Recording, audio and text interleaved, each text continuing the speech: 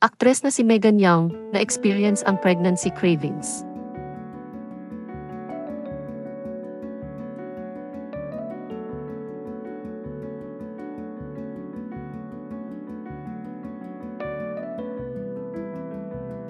Ibinahagi ng aktres na si Megan Young na naranasan niya na ang tinatawag na pregnancy cravings na ayon sa kanya ay hindi niya naintindihan iyon noon.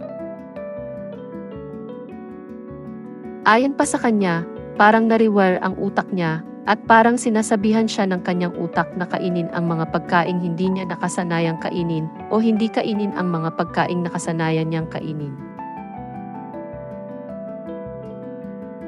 Anya, I didn't really understand preggy cravings till I experienced it myself.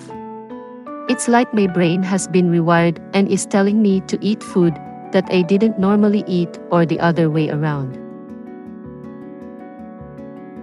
Ginawan pa niya ng content series sa kanyang Instagram account na ang pamagat ay Cravings ni Bonstis. Ibinahagi ni Megan sa video na ipinost niya sa kanyang Instagram account, kamakailan na ang kanyang kasalukuyang pregnancy craving niya ay hot fudge sundae at peach mango pie na binili niya mula sa isang fast food chain.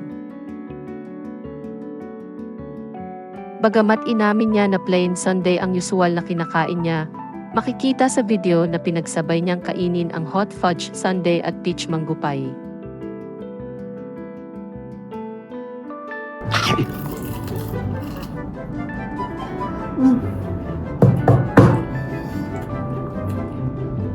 Panalo.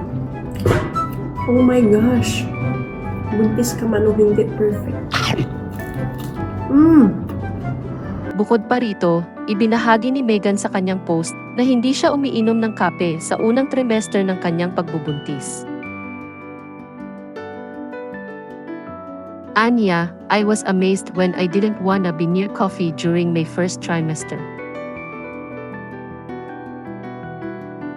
Matatanda ang inanunsyo ni Megan sa kanyang Instagram account noong December 2024 na buntis siya sa unang anak nila ng kanyang asawang si Michael Daes.